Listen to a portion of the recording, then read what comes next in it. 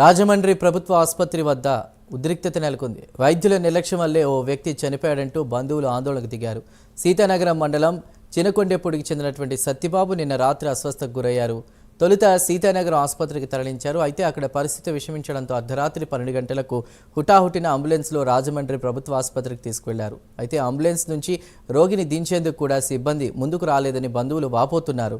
2 గంటల పాటు రోగి గుండె నొప్పితో బాధపడుతున్న ఏ డాక్టరు వచ్చి చూడలేదని ఆవేదన వ్యక్తం చేశారు. చివరకు తెల్లవారుజాము 4:30 సమయంలో సత్యబాబు ప్రాణాలు కోల్పోయాడని కుటుంబ సభ్యులు చెప్తున్నారు. కనీసం ఎమర్జెన్సీ వార్డులో కూడా పెట్టకుండా బయట వార్డులో వదిలేశారని, కనీసం ఆసుపత్రిలో నైట్ డాక్టర్ కూడా లేరని ఆరోపించారు. సకాలంలో వైద్యం అందకపోవడం వల్లే సత్యబాబు చనిపోయారని బంధువులు ఆందోళన వ్యక్తం చేశారు.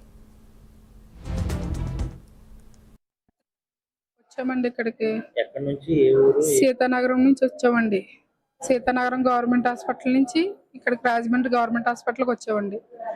వస్తే మమ్మల్ని తీసుకొచ్చిన అంబులెన్స్ డ్రైవర్ కూడా మాకు కనీసం ఆ పేషెంట్ని దింపడానికే హెల్ప్ చేయలేదు. ఇక్కడికి వచ్చిన తర్వాత కూడా ఎవరో మమ్మల్ని ఏమీ తీసుకొచ్చి మనిషిని తీసుకోవడం అలాంటిది ఏమీ లేదండి.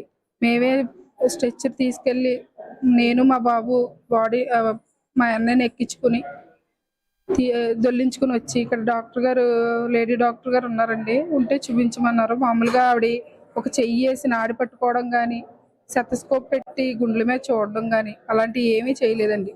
చేయకుండా మామూలుగా సీటీ మీద రాసేసి ఆ సీట్ పట్టుకెళ్ళి నర్స్కి ఇచ్చేయండి అమ్మా, ముందు రూమ్లో పడికేసి నర్స్కి ఇచ్చేయండి అందండి. నేను తీసుకొచ్చి ఇక్కడ ఈ మంచం ఖాళీగా ఉంటే ఆ మంచం మీద పడుకోబెట్టి ఆవిడకి తీసుకెళ్ళి ఇచ్చానండి. నేను చనిపోయిన అబ్బాయిని పేషెంట్ బావగారినండి. మాది మా అత్తూరు సీతానగరం. అబ్బాయి పేరు గుండెబోలు సత్యబాబు. వయసు 41-42 సంవత్సరాలు ఉంటాయి.